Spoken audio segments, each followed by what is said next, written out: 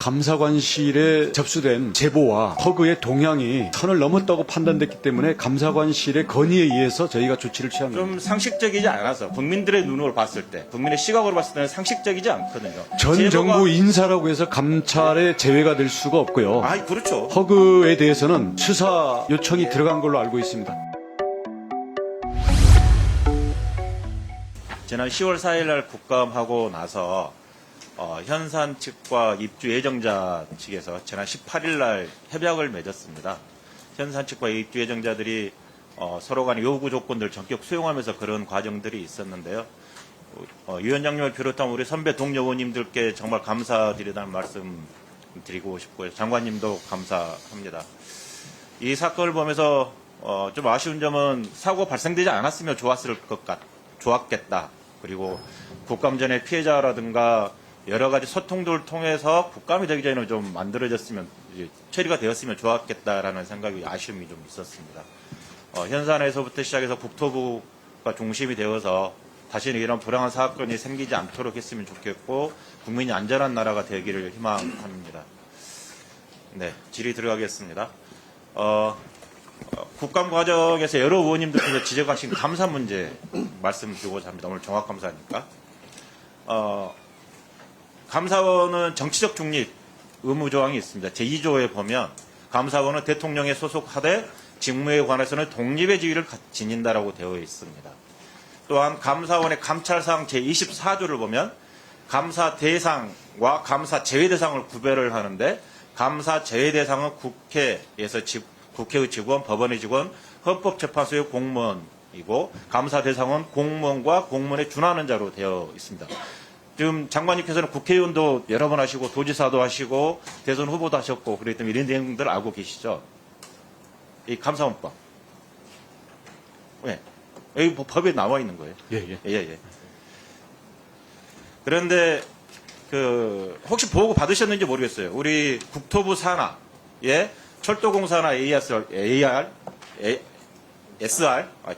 SR 등에서 무작위적으로 자료를 제출을 하셨어요. 감사원이 요구한다고 그래서 아무런 문제 의식 없이 자료 제출을 했는데 혹시 보고 받으셨어요? 당시에는 보고받지 못했습니다. 지금은 알고 계시죠? 보도가 됐기 때문에 알고 있죠. 예. 실제로 김성건 전 국회의원이 사무총장 시절, 그리고 민간인 시절도 포함되어 있고, 또 96년생, 97년생, 98년생, 99년생 등의 민간인으로 축적되는 분들도 여기 포함되어 있습니다.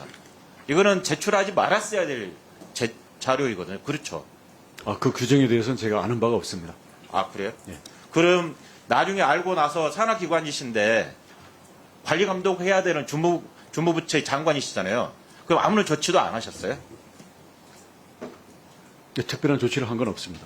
그래요? 예. 산하기관이 철도공사라든가 SR이라든가 그런 기관에서 잘못하고 있으면 장관으로서 국장이라든가 차관들을 시켜서 예단 부분들을 주의 조치를 시키거나 그렇게 하지 않습니까? 감사원의 자료 제출 요구에 대해서 감사원법에 따른 것으로 알고 있기 때문에 감사원법을 어긋났어요. 그래서 감사원에서도 그 판단을 스스로 저희들이 폐기하겠다고 이야기를 했어요. 감사원에서도. 그 보도는 안 보셨군요. 네, 못 봤습니다. 예. 감사원에서도 이 자료는 스스로 폐기하겠다고 이야기를 했고, 이에 대한 의혹들이 있다라는 것을 스스로 인정을 했거든요. 그런데 이러한 부분들을 감사원에서 요구했다 하더라도 철도공사라든가 SR이라든가 산하기관에서는 이게 적절한지 문제의식을 보고 자료를 제출하는 게 맞다고 생각을 하고, 국회의원이 자료 제출을 요구를 하면 개인정보라고 해서 주지 않으면서 이렇게 감사원이 자료 제출을 요구할 때 아무런 문제의식 주는 것은 좀 문제가 있다고 생각을 합니다. 국회의원을 하셨으니까 제가 장관님께 다시 계속 질문을 드리는 겁니다. 네, 법에 따라서 네. 적법하게 모든 행정행위를 해야 된다고 생각합니다. 네. 감사원도 어겼고 우리 개인정보법도 우리 국토부 산하에서 어긴 거고요. 그래 다시 판단을 해보시고요. 그런데 국토부에서 비슷한 일들이 좀 발생을 했습니다. 국정화도 앞두고 국토부 핵심 기관장 3명이 줄사퇴를 했지 않습니까? 근데 이건 충분하게 국민들의 오해가 있을 수 있다라고 보여집니다. 예를 들면 허그 같은 경우 감사가 6월 13일부터 시작을 해서 지금까지 진행 중에 있지 않습니까? 보통의 감사는 보통 15일 정도 진행을 하더라고요. 그리고 입장 바꿔서 생각을 해보면 장관님, 감사 중간에 보도자료를 통해서 압력을 가하는 게 상식적으로 맞을까요? 저는 맞지 않다고 보는데, 만약에 장관님께서 국회의원 신분이었다면 지적하지 않을 수 없겠죠. 허그 사장의 경우에는 여러 경로, 심지어는 저한테까지도 구명이라는 이유로 많은 의견 제시와 접촉 시도가 있었기 때문에 그거는- 이것을 차단하기 위해서 예. 불가피한 조치였습니다. 예, 그거는 확인되지 않는 부분들이어서 저희가 확인할 수 없는 부분이어서 그 믿을 수밖에 없는 부분인데 참 안타까운 부분이고요. 그러면 직접 감사관실에 직접 지시를 하신 겁니까? 모든 기관들에 대해서 감사가 진행되고 있습니다. 아니 모든 기관으로 진행되고 있는데 이렇게 허그 감사 같은 경우는 좀 특별하잖아요. 중간에 감사 결과를 흘리고 보도자료를 내고 4개월째 지금 현재 감사가 진행 중에 있고. 감사관실에 접수된 제보와 그 허그의 동향이 이건 선을 넘었다고 판단됐기 때문에 감사관실의 건의에 의해서 저희가 조치를 취한 겁니다. 좀 상식적이지 않아서 국민들의 눈으로 봤을 때, 국민의 시각으로 봤을 때는 상식적이지 않거든요. 전 제보가- 정부 인사라고 해서 감찰에 제외가 될 수가 없고요. 그렇죠. 허그에 대해서는 아마 오늘 시간이 이미 있어서 수사 요청이 예. 들어간 걸로 알고 있습니다. 공공기관의 운영에 관한 법률 개정안 우리 김두관 의원님과 김성원 의원님이 발의한 법안이 있거든요. 혹시 아시죠? 대통령의 임기가 종료될 때 기관장들을 임기가 종료하게 하는 법안, 일치하는 법안. 네, 여러 법안이 발의되어 있는 거기에 걸로 알고 법에 있습니다. 대해서는 어떻게 생각하십니까? 효율적이라고 생각지 않으세요? 합리적이라고? 저는 그 책임 정치나 또는 인사권자의 신뢰가 있어야 안팎의 여러 장애나 그 저항을 극복하고 이를 추진할 수 있다라는 면에서는 이게 합리적인 제도 개선이 필요하다고 느끼고 있습니다. 예.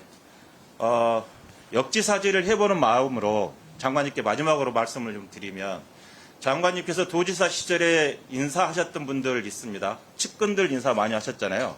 지금도 현재 제가 파악하기로는 6분이 지금 존재하고 계십니다.